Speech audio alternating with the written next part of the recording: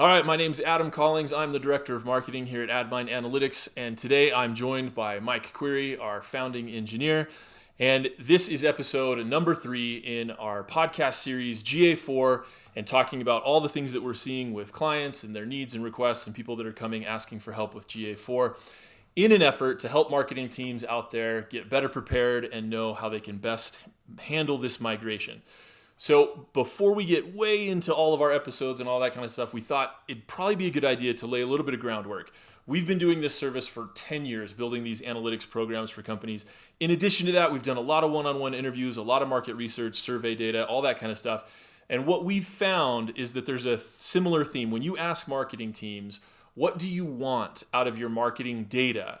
Generally, their answers fall into one of 4 categories. Mike is going to tee up those categories for us, and then we're going to talk real briefly about whether GA4 helps you or hurts you. In fact, it's going to be so brief, it's just going to be a spoiler, because in future episodes, we're going to dive into each one of those. But he's going to tell us whether or not that category gets better or worse with GA4. So Mike, what are the 4 categories, or is GA4 helping us?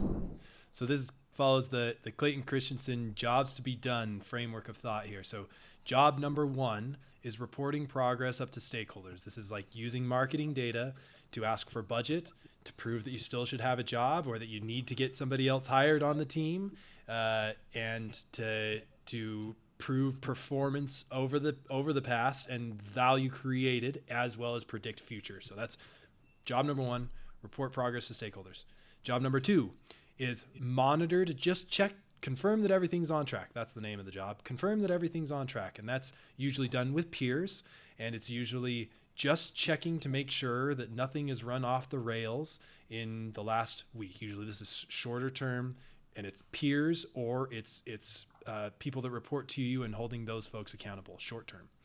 Job number 3 is opportunity identification. This is identifying areas where you can scale efforts. So put down more budget, where you can run a test to learn something more about conversion rates or reduce friction, but it's creative thinking, and it's more than just marketing data that's involved here. It's usually involves strategic marketing thought and what tactics could be adjusted. And that's opportunity identification.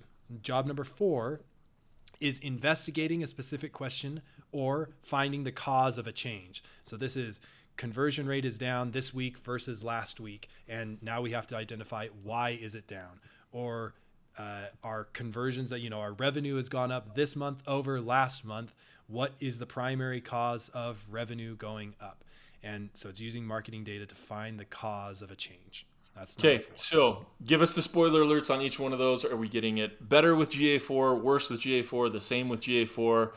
What's going to happen? Give us a little tease, Mike. Yep. Reporting to stakeholders, worse.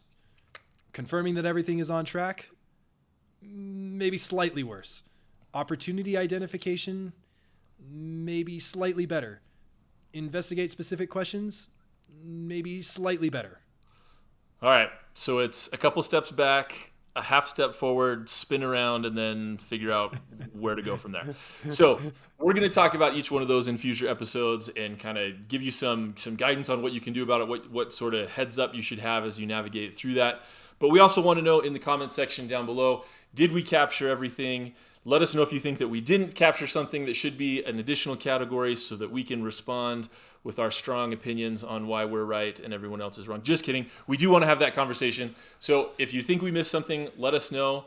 And then stay tuned as we talk about what you can do to get better with GA4 at each of these marketing categories, because you want your data, you want it to be of use to you, and ultimately you want to measure how effective you're being as a marketer so that you can keep that job and get more budget.